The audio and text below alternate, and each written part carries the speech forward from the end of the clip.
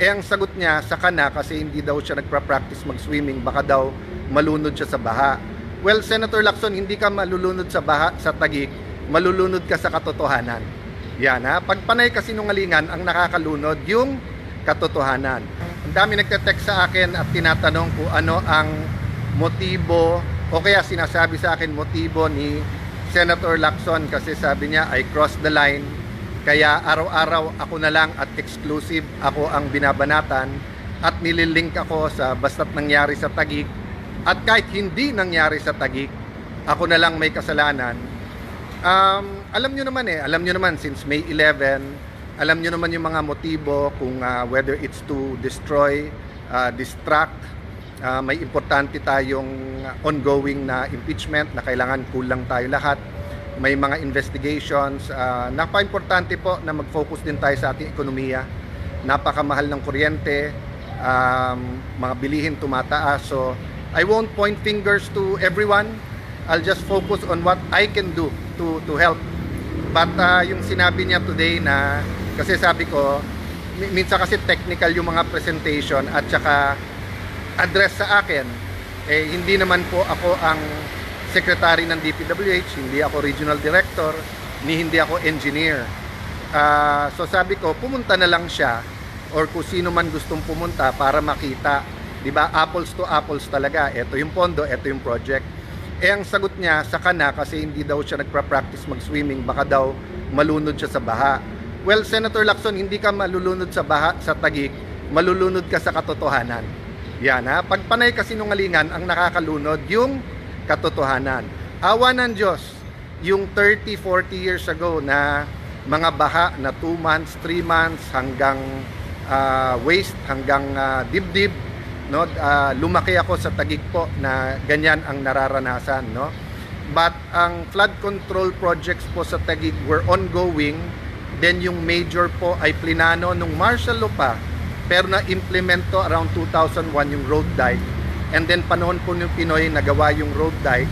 And then yung expansion ng road dike na pinipintasan nila ngayon na sinasabing flood control for reclamation, yan po ay during Duterte time. At nung inumpisahan pa nga yan, iba pa yung congressman namin. But the point is, hindi ka malulunod sa baha dito. I mean, barring 10 days of rain or an extraordinary rainfall na may mabara. Kasi kahit pa paano, compared to the other Metro Manila cities, flash flood or certain areas na lang po. But I continue to invite everyone, see the beauty of Taguig. Nagpaganda po nito, unang-una ang Panginoon. Pangalawa po, business leaders, community leaders, religious leaders. Of course, Lani played a big role of bringing everyone together.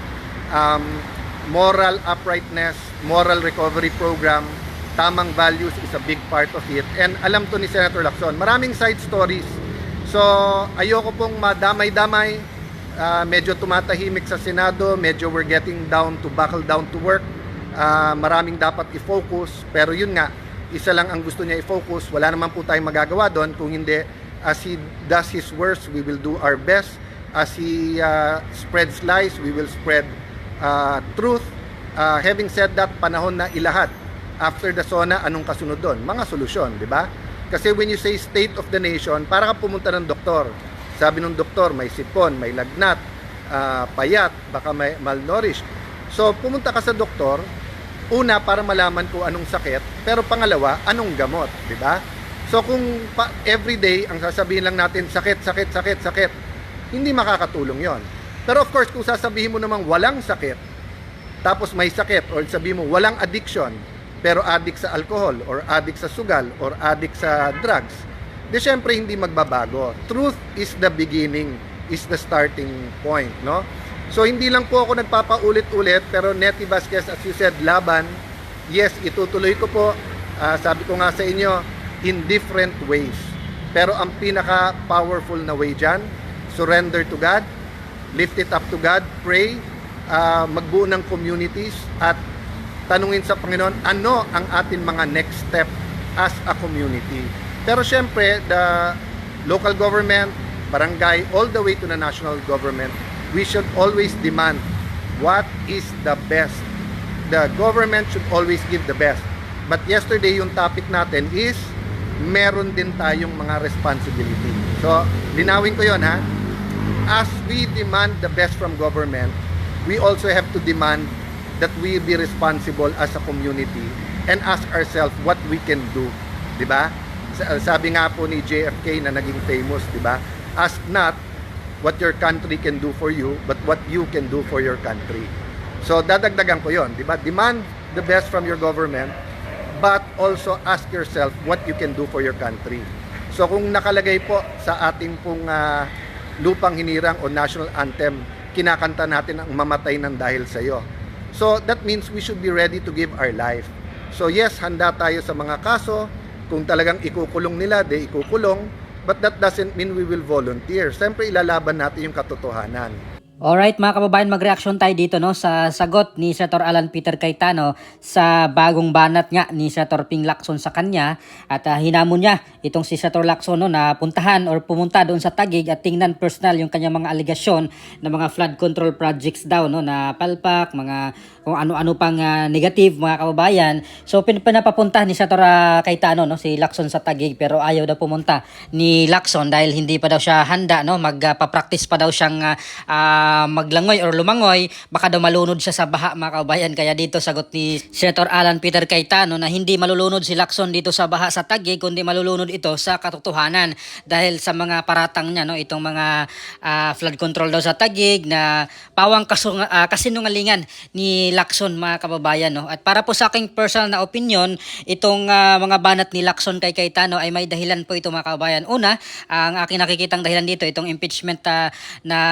kasalukuyang nagaganap ngayon sa Senado mga kababayan, at knowing itong si Senator Alan Peter Cayetano ay dito sa side ni VP Sara Duterte at hindi po talaga ito magko-convict no, bagkus i-acquit niya itong si VP Sara, kaya tinitira ngayon mga kababayan no. Hindi lang po si Senator Alan Peter Cayetano, nauna na po sila si Senator Jinggoy, Senator Marcoleta, so parang may pattern mga kababayan no, itong ginagawa nila ngayon na paggawa ng kaso laban sa mga dito sa side ni VP Sara na mag-acquit kay VP Sara mga kababayan. May kinalaman po ito sa aking opinion sa impeachment. At ngayon, si Senator Lory Legarda ay kakasuhan na daw ng plunder din mga kababayan ng Ombudsman no, for preliminary investigation na. At si Senator Lory Legarda ay posibleng mag-acquit yan kay VP Sara no, sa impeachment mga kababayan. At totoo nga sinasabi nila noon pa mga kababayan na iniisa-isa na nga po sila dito no, na ginagawan sila ng kaso. So ngayon, yung flood control sa Taguig naman, yung issue na ginagamit ni Lacson laban dito kay Cayetano no. Tapos na yung or matapos yung issue sa SEA Games, medyo tumahimik yung issue ng SEA Games noong 2019 no, na kung saan si Senator Alan Peter Cayetano yung chairman or nangunguna noong very successful no na event dito sa Southeast Asian Games noong 2019. So wala pa tayong balita kung ano yung investigation ng NBI patungkol dito.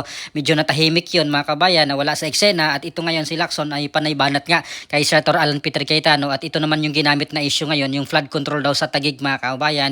Well, para sa aking opinion, yung mga taga-Taguig ang mismong makapag-justify dyan mga kababayan or maghusga no, kung totoo ba yan yung sinasabi dito ni Senator Lacson no. Pero in fairness kay Senator Alan, sinabi niya naman na hindi na po gaya ng mga 20 years ago, 30 years ago na pag bumabaha talaga ay sobrang taas ang baha sa Taguig no. Pero sa awa ng Diyos ay ngayon ay may mga certain areas na lang na mga area dyan sa Taguig na binabaha pa talaga no. Pero hindi na po gaya noon at hindi po gaya ng ibang mga city dyan sa Metro Manila no, na talagang nararanasan natin yung kunting ulan lang ay lagpas tuhod na ang baha, lagpas gutter na ang baha, mga ganon. At yung Taguig naman hindi natin masyadong nababalita or naririnig sa balita talaga na bahain nowadays no. Kumpara dito sa Maynila, sa Taft Avenue, sa Quezon City, sila na ngayon yung binabaha mga kababayan, Parañaque, mga ganong area. Ang Taguig naman may mga areas nung nakaraan na binalita no, somewhere dito sa Tanyag ba yun? Pero hindi na po lahat ng area sa Taguig mga kababayan no. Pero sabi naman ni Senator Alan Peter Cayetano ay ongoing pa rin no, yung kanilang mga proyekto dyan. Kaya para sa akin no, itong ginagawa ni Ping Lacson mga kababayan no, iwan ko lang kung yung mga neutral na tao ay maniniwala pa kaya dito kay Ping Lacson, no, matapos po yung kailang investigation sa flood control na masabi nating selective lang mga kababayan, na biglang hininto, no. Yung mga sinasabi nila pag mapupunta na sa Malacanang yung issue ay biglang hininto yung investigation mga kababayan. At sa tingin ko talaga ay merong something dito, no, na siguro pinagtakpan, ayaw lang makaladkad yung pangalan kaya bigla nilang hininto yung investigation mga kababayan. At agree po ako dito kay Senator Alan Peter Cayetano, no, na sinasabi niya na sa susunod pa na administration talaga natin malalaman, no, yung buong katotohanan. At yun nga, sinasabi na po natin noon pa sa ating mga reaction video na mapapanagot talaga natin yung mga totoong magnanakaw, no, yung mga totoong kurakot, yung mga big fish na involved dito sa flood control ay makukulong lang ito kapag hindi na nga po si President Bongbong Marcos ang presidente, kapag wala na po siyang kapangyarihan, at kung si VP Sara ang susunod na presidente ay talagang sure bulyan mga kababayan, makukulong itong mga untouchable ngayon, no, mga kababayan. At for sure din yan mga kababayan, yung unang gawin din dyan ay i-impeach itong si Ombudsman Boying Remulla, no. Alisin itong si Boying Remulla dyan sa ombudsman at papalitan niya ng neutral na ombudsman mga kababayan. At alam naman po natin na may kaso nga po itong si Ombudsman Remulla, no. Si Senator Amy Marcos meron pong petition dyan na may kinaso nga kay Ombudsman Remulla, pero dinakit nga yung kaso niya mga kababayan. At siya nga yung pinili, no, ni President Bongbong Marcos. At marami nagsabi na kaya itong si Ombudsman Remulla ang nilagay dyan para proteksyonan itong si President Bongbong Marcos mga kababayan. So marami pong nagsabi dyan, sila Atty. Topacio, yung ibang mga abogado, nagsasabi po dyan mga kababayan. So sa aking pananaw ay talagang i-impeach yan, no, itong si Ombudsman Boying Remulla kapag si VP Sara ang maging susunod na presidente mga kababayan. At susunod na yan yung kanyang sinasabi na Vice President na kinausap na siyang inutusan niya para panagutin, no, at talagang habulin itong mga involved sa mga corruption sa flood control dahil ayaw po ni VP Sara na, or ayaw ni VP Sara, no, or hindi siya papayag na walang managot dito sa mga flood control na umaabot na ng 1 point something trillion mga kababayan. So talagang kailangan po talaga ni VP Sara yung Vice President niya na maasahan niya, no, para tugisin itong mga magnanakaw na ito at mabawi, no, hindi lang makulong mga kababayan para sa akin, no, hindi lang po ikulong yung mga sangkot dito kundi bawiin din yung mga ninanakaw nila na umabot nga po ng trilyon mga kababayan. Kaya believe ako dito, no, sa fighting spirit din ni Senator Alan Peter Cayetano dahil palaban po siya, no. Sabi nga po niya ay hindi naman po siya basta-basta mag-volunteer na sumuko, no, or mag-ano dito sa mga isyong binato sa kanya, kundi lalabanan niya ito mga kababayan, no. At itong si Senator Cayetano naman abogado, alam niya yung kanyang mga ginagawa. At abangan natin mga kababayan na wag lang po nilang ibendalo mga kababayan, no, sana. Kasi yung ginagawa nila kay Marcoleta na hindi naman siya involved sa flood control, pero yung issue na ginamit sa kanya itong sa donation nung sa election, nung nakarang election mga kababayan. At kung hindi po sila talaga dito selective, bakit si Marcoleta lang, no?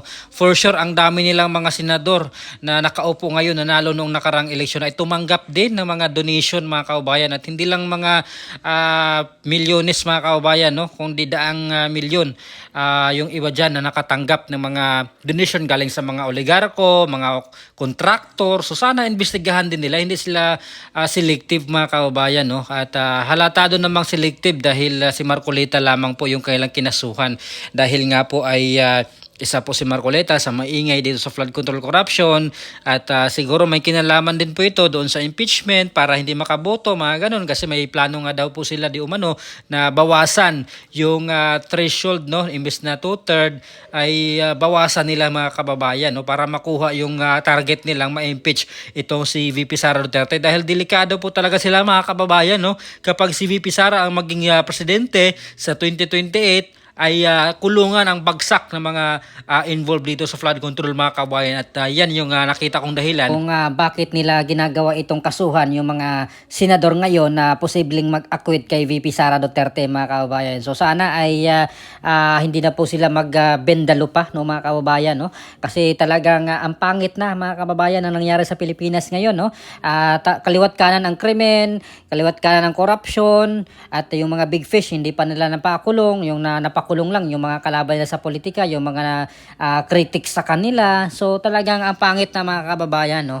At sana ay wag na sana silang magbendalo para hindi na po ano pa ito ng mga panibagong protesta pa mga kababayan, dahil syempre yung mga tao rin ay galit na galit rin po dito, no, na yung hinihiling nila hustisya para dito sa mga nangyayaring korupsyon sa flood control at sa iba pang mga departamento mga kababayan, no, na hanggang ngayon ay malayang malaya pa rin yung mga mastermind, yung mga nakinabang ng husto dito sa nakawang ito, malawakang nakawan na ito mga kababayan. So ano po masasabi nyo dito sa buwelta ni Senator Alan Peter Cayetano kay Senator Lacson, no, na hindi siya malulunod dito sa baha sa Taguig kundi malulunod dito sa katotohanan, no, dahil dito sa kanyang mga kasinungalingan na binabato sa issue ng flood control daw sa Taguig mga kababayan. So please comment down below. Maraming salamat. God bless po sa ating lahat.